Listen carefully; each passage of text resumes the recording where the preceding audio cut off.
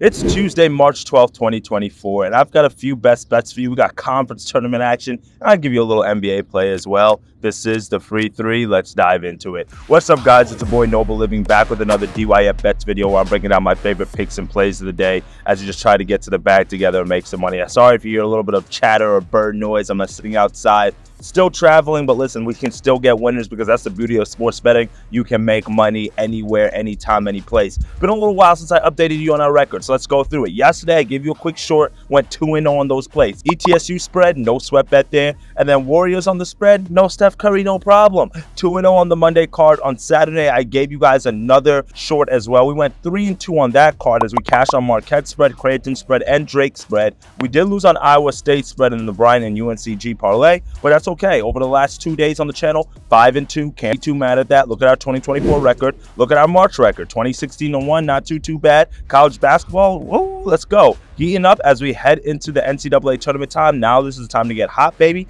And listen, if you've been making money, if you've been enjoying these videos, smash that like button, share this with somebody who's looking for winners come college basketball time, because I'm telling you, all March Madness long, we are cashing in, we're making a lot of money, so you guys don't want to miss that. All right, my friends, I've got a few best bets in college basketball for you today. Let's dive into it and hit that subscribe button. Let's go.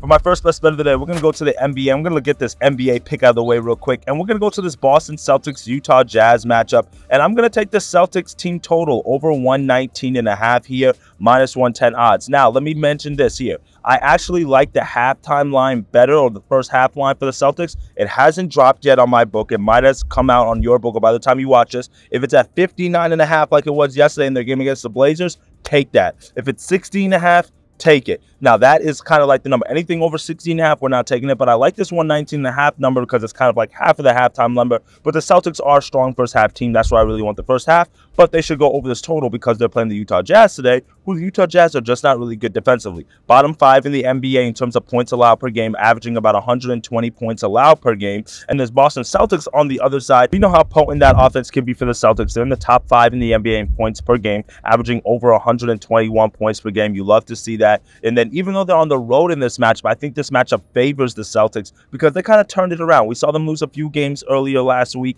where they ended that big long win streak. They lost to the Cavaliers. They were lost to the Nuggets. But since that loss, they've kind of rebounded pretty well. Put up 121 on Portland yesterday. Dropped 117 on Phoenix the game before that. So that's what we love to see that. And we got to keep in mind, when they were on that hot streak, they dropped 140 on the Golden State Warriors. They dropped 138 on the Mavericks. They dropped 117 on the Sixers. They dropped 116 on the Knicks. These are all pretty good playoff teams, defensive teams. So we've seen this Boston Celtics team be able to put up buckets. And guess what? The Utah Jazz, they don't play any defense. They like to play fast. They like to push the tempo. And I think that's just going to fall right in hands to the Celtics here. This is a pretty high total in this matchup today. We're looking at a total around 231 right now, and post All-Star break is pretty high. So that's why I said I do want to go with the first half line over the full game line, just because, you know, teams might slow it down, or in the fourth quarter they might start playing a little bit more defense. I think right now in the NBA, the strategies right now is like you kind of let offense prevail in the first half, and if it's still a close game, then defense kind of comes out in the second half. I would not be surprised if the Celtics blow out the Jazz here or win this game by 15 points or so. We do have a pretty big spread around 6.5, 7.5.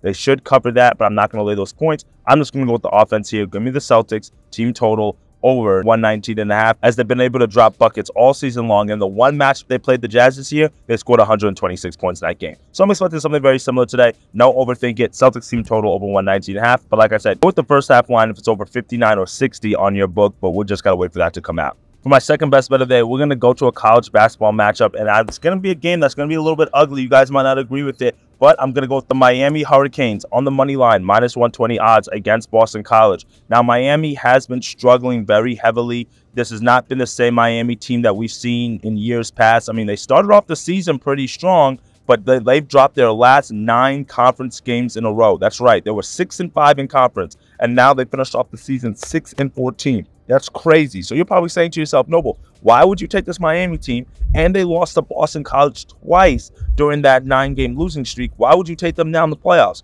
because Miami is a playoff team because they have a playoff coach. Jim Larinaga, he knows how to bring the best out of his players come conference time. We saw that last year. They went all the way to the Final Four. Am I saying they're going to go all the way to the ACC championship game? No. But do I think they have what it takes to win one, maybe two games, upset a few people, play some hard, tough-nosed basketball? I do think they can do that. And this is a Miami team that we've seen win some games this year, okay? They beat UCF. They've beaten Georgia. They've beaten Kansas State, right? They've beaten Clemson. They've beaten Virginia Tech. They've beaten Pittsburgh. So, I mean, those are not, blue blood program names, but neither is Boston College, in all honesty. And Boston College, in my opinion, has kind of overachieved this season. Finished off 8-12 in conference, 17-14 on the year for Earl Grant's team, and you love to see that. The biggest thing for me, they don't defend the three-point line really well. Only ranked 288th in three-point percentage on the defensive side, and they give up a lot of free throws. But guess what Miami likes to do? They like to shoot the ball from three. Top 50 in all of college basketball in three-point percentage. They do still have a strong offense, 91 in offensive efficiency. It's really their defense that's let them down this year, and in key spots,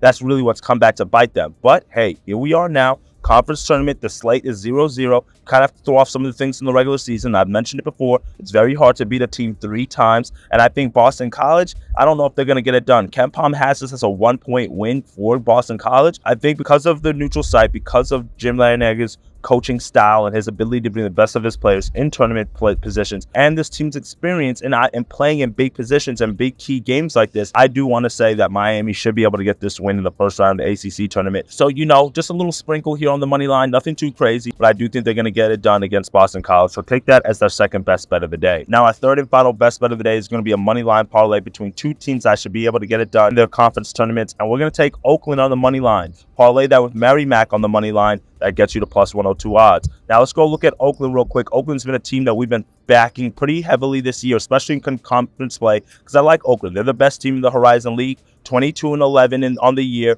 15-5 in conference this year, and now they've made it all the way to the championship game where they'll be taking on Milwaukee. Now, Milwaukee has kind of been able to shock some people. They've won 3 games already in the conference tournament to get to this position of the championship game. They upset Northern Kentucky last night, which nobody was expecting them to do. But hey, you got to give them credit. It's playoff time. It's conference tournament time. Anything can happen. But I think this is where their run comes to an end because Oakland is just too good. They're the best team in the Horizon League. And the thing I like about Oakland is they're battle tested. If you look at some of the teams that they played this year, Ohio State, Illinois, Drake, they actually beat Xavier. They lost to Toledo, but another decent team. Michigan State, Dayton. These are all teams that even if you don't pick up a win, prepare you for this type of time come conference tournament time. That's why the strength of schedule is so important in college basketball, because the strength of schedule is now going to allow you to have that confidence when you're facing inferior opponents or teams that are in your conference that are not as good as some of the other teams that you played. Guess what? It gives you that confidence to say, you know what, guys, we hung with Illinois and only lost that game by 9.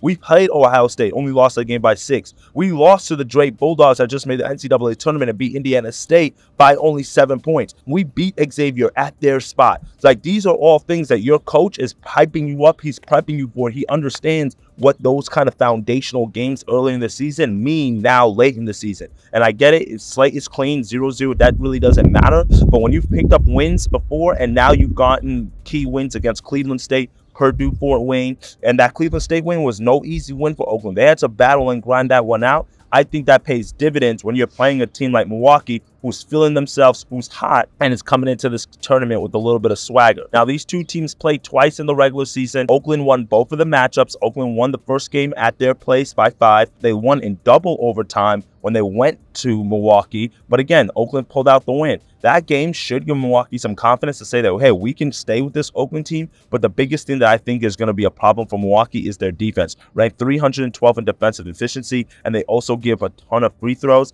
I think that's going to be an issue for a team that doesn't also cause a lot of turnovers. And now you're facing an Oakland team that gets to the free throw line, 46 in all of college basketball in that rate, and then number 100 in the college basketball in terms of effective field goal percentage. I think Oakland is the better coach team here. They have the much better experience, and I think the fact that it's at a neutral site, slate's clean. I'm not going to lay the 6.5, 7 points that, or the book has it at a 4.5. I'm just going to take them on another line. So give me Oakland to get it done, the best team in the Horizon League, to go back to the NCAA tournament as our first leg of the parlay. Now, second leg of the parlay, we're going to go to Merrimack, who's 21-11 on the year, as the Warriors should be able to get it done in the Northeastern Conference. Now, they're playing the Wagner Seahawks, which is another team that has shocked some people in order to get to this position. They beat Sacred Heart in the first round of the tournament. Then they beat Central Connecticut, but now they have to take on this Merrimack team, which is no pushover. But the Northeastern Conference, guys, is one of those conferences where they don't play these games at neutral sites. The higher seed gets the home game. So this is a home game for Merrimack, and I think that's going to play dividends for them. Now, keep in mind that these two teams split the regular season series. Wagner did beat Merrimack at their place earlier this season. So for me, that's just enough for Merrimack to have some revenge on their mind. Say, you know what? They beat us on our home court once. They're not going to beat us on our home court again. Now, Wagner did lose at their place, and Merrimack smacked them 60-44. So that was kind of like one of the revenge spots. But for me, I think that Merrimack is going to get it done. KenPom has this as an 8-point win for Merrimack, and Merrimack's key to their team is their defense. 74th in defensive efficiency, 14th in effective field goal percentage on the defensive side, and number 5 in all of college basketball in turnovers forced. So they do not allow you to score easy buckets. They're going to force you to grind it out. They're going to force you to play in the half-court offense. And guess what? Merrimack, one of the slowest teams in all of college basketball, 360th in tempo and pace. So guess what? They're going to have to play at a half-court speed, but guess what? They're not good at offense. 334th in offensive efficiency, 354th in effective field goal percentage, to 359th in two-point percentage. They really can't score the ball that well. I think that's going to be the difference today against a team that has home with a much better defense, against a team that struggles on offense and now has to travel. Yes, they might have a little bit of confidence, and I'm not laying, again, the 7.5, 8 points. I'm just going to take them on the money line. So give me Oakland on the money line. Give me Merrimack on the money line. Two teams that are high seeds and number 1, number 2 seeds in the conference that should be able to get it done today to take them over the hump to get to the NCAA tournament. Well, that's it for me today, my friends. 3 best bets, 3 winners that are headed your way on this Tuesday slate. Give me the Celtics team total over 119.5. Again, look at that first half line as well. Give me the Miami Hurricanes on the money line the first round of the ACC tournament. And then give me the Merrimack and Oakland on the money line parlay to tuck us in plus 100. For more best bets, picks, and plays I'm dropping throughout the day, click the link in the description. Join the free Discord group because, listen, we got games starting at like 11 o'clock today. So we got games all day. That means there's money to be made all day. You don't want to miss out on those winners. And I appreciate the love and support. Let's have a day. Cash in. Drop your favorite plays below so I can tell you. And as always, dictate your fate. I'll see y'all tomorrow. Later, gang.